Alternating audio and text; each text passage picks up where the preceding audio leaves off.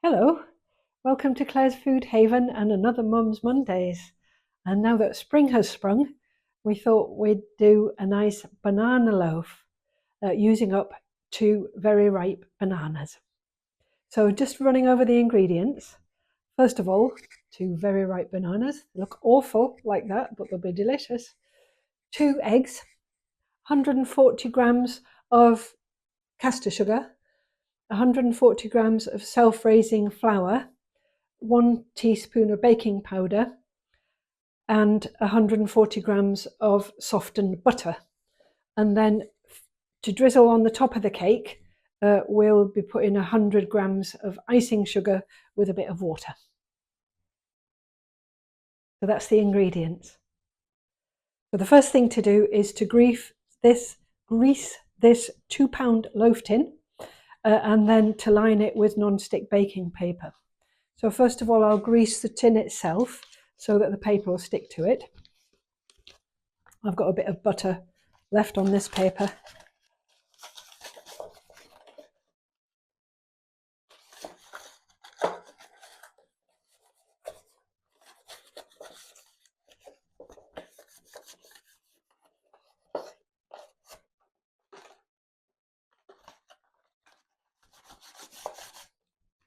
That's the tin greased. And now I'll cut the paper to size. I want to cut it so that it folds over and overlaps on the sides. And then I'm going to cut another strip to go long ways the same way, so that it's going to be easy to lift this loaf out of the tin when it's cooked. That's the theory.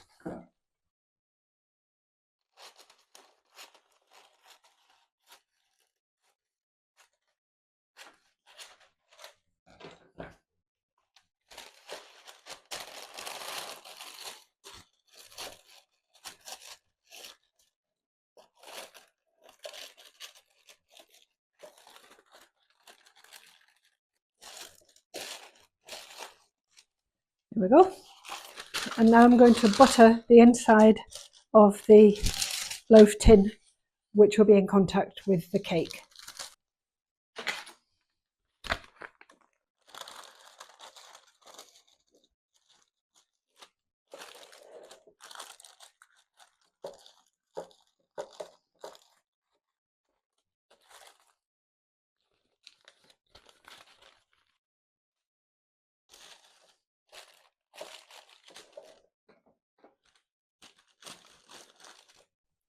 That's a loaf tin prepared.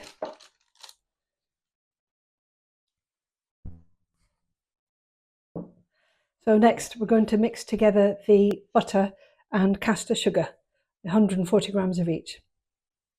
I've already softened this butter slightly in the microwave, very slightly, maybe for 10 seconds or so.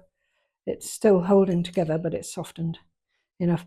It would have been better to have it out of the fridge for a good hour before doing this, but of course I forgot. That's the butter.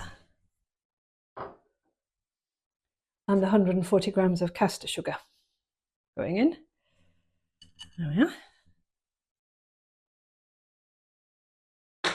And now I'm going to whisk it with the hand whisk. You could do it by hand, or you could do it in a food processor. And I'll whisk it until it gets light and fluffy. Ooh.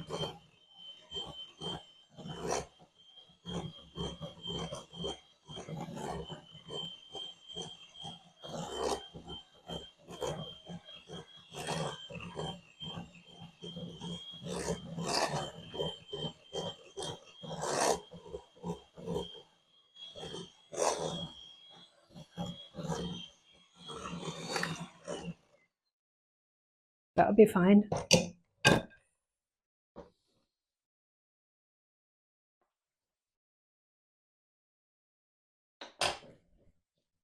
Down off the sides.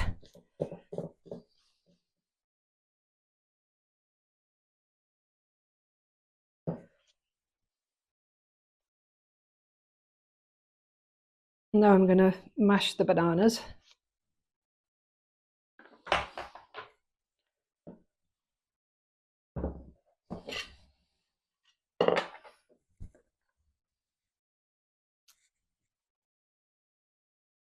You wouldn't want to be eating these bananas now.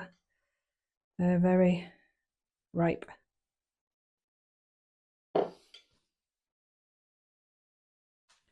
Oops.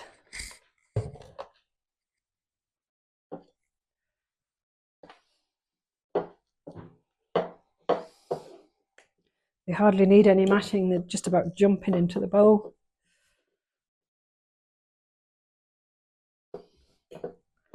It's a great way to use up very ripe bananas.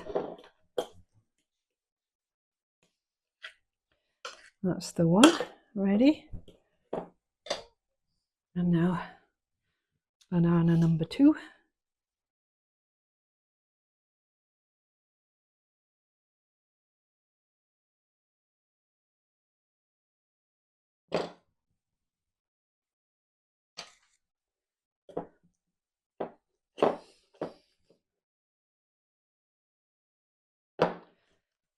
Lovely, that's the mashed bananas all ready to go in. And now I'm going to whisk up 2 eggs.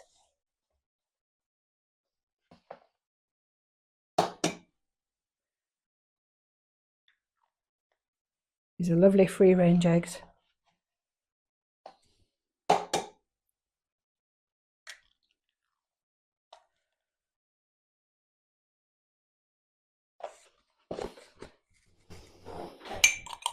Just whisk up the eggs just to break them up a bit.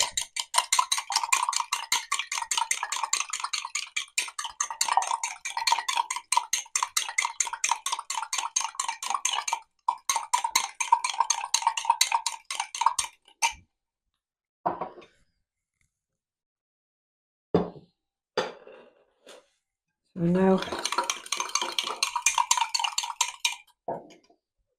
I'll add the eggs into the mixture.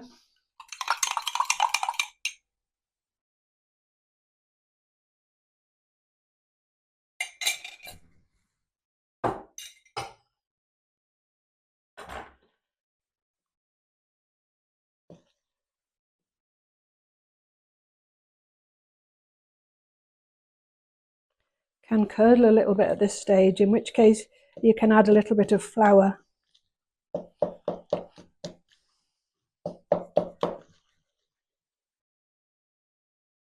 Breaking that up a bit.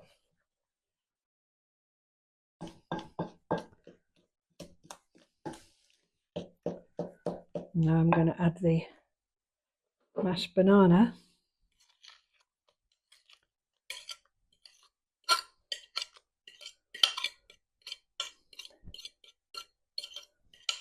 There we go.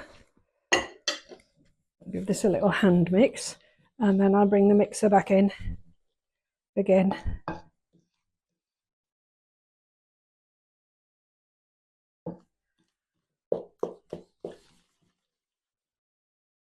There we go.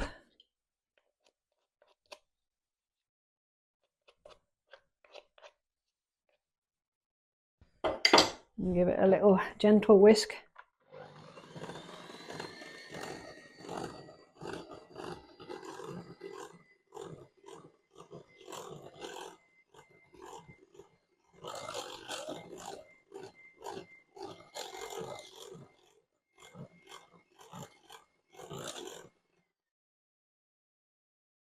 There we are.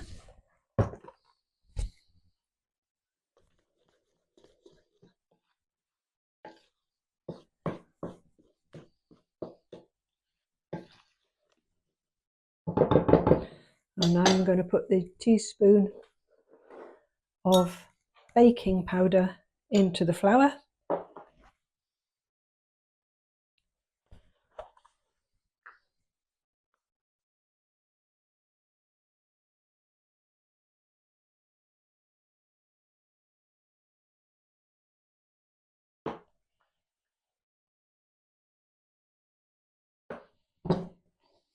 Incorporate that a little bit.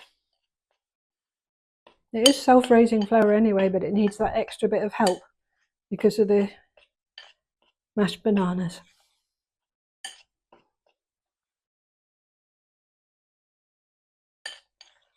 There we are. Now I'm going to fold the flour into the wet mixture.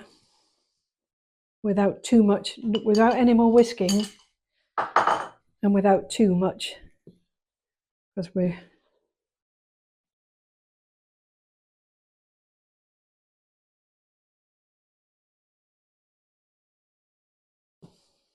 need to be gentle with it at this stage.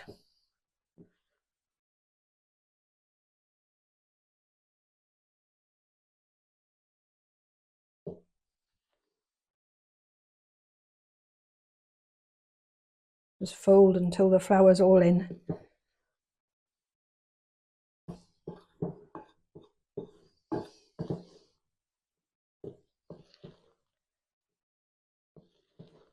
There we are. That's the flour incorporated. And now it's ready to go in the tin.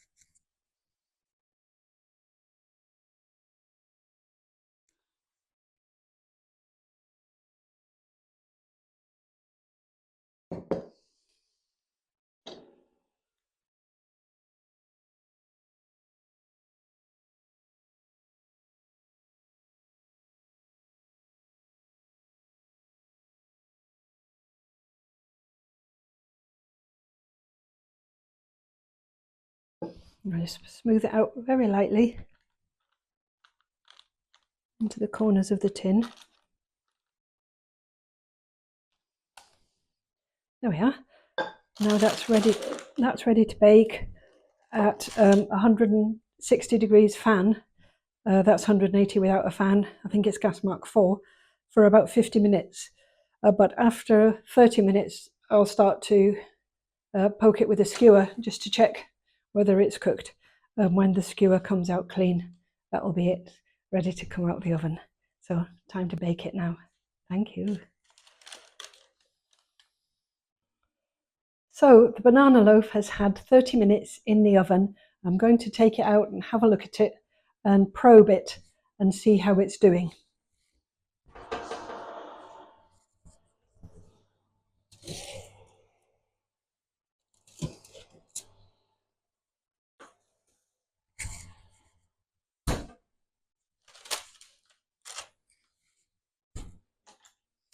I want it to be 98 to 100 degrees.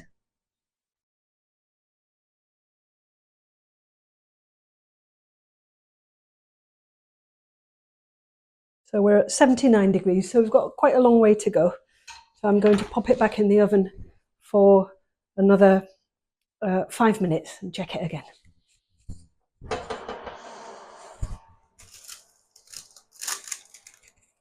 The banana loaf has had another 5 minutes, so I'm going to take it out and see how it's doing with the probe again.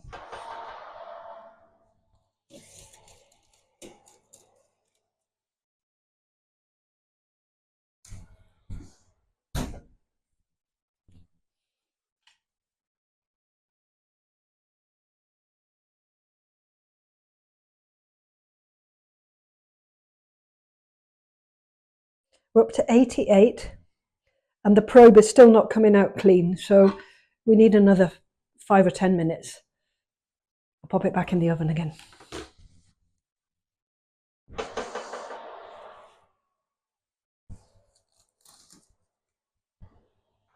So the banana loaf has had another 7 minutes.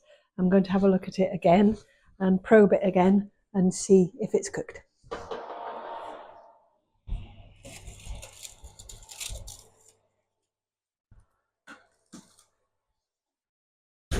It looks more cooked now. Let's have a look. We're looking for it to come up to 98. 98. And still rising a little bit. 98.5. So that looks cooked. There we are. So I'm going to leave that in the tin for 10 minutes to cool, and then take it out and pop it on the rack to finish cooling. And then when it's cold, we'll drizzle it with some of the icing sugar topping. The banana loaf's been cooling for 10 minutes, so now I'm going to take it out of the tin by the paper and pop it onto the cooling rack.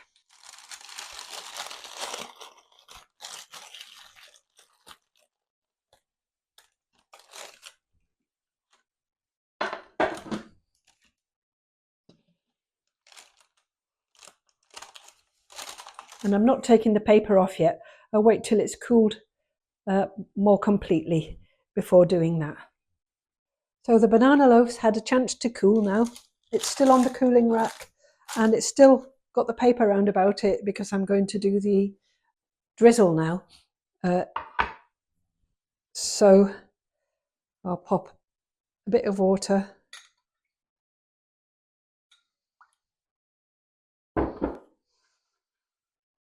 into the icing sugar. Mix it up.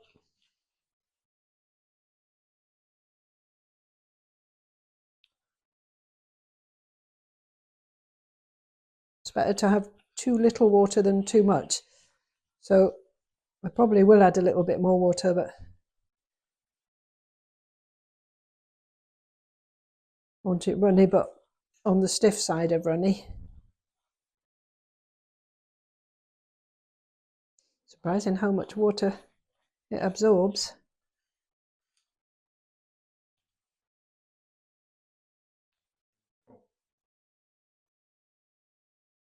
So even though it's so stiff, it is dropping. So that should be okay to drizzle.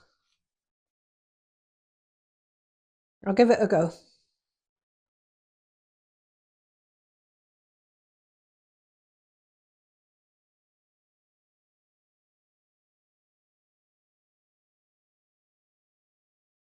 Just a tiny drop more water.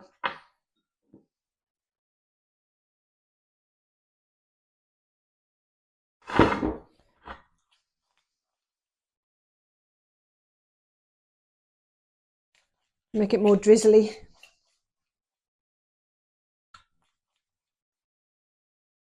Yeah, that's better.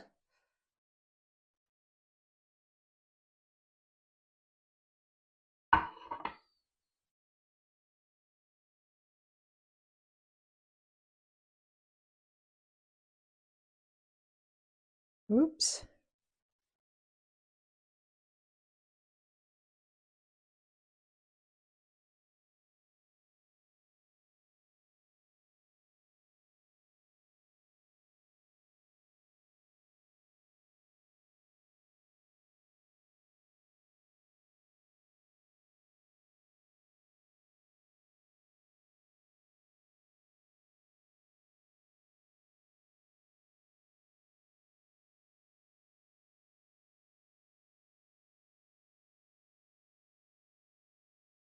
One more drizzle.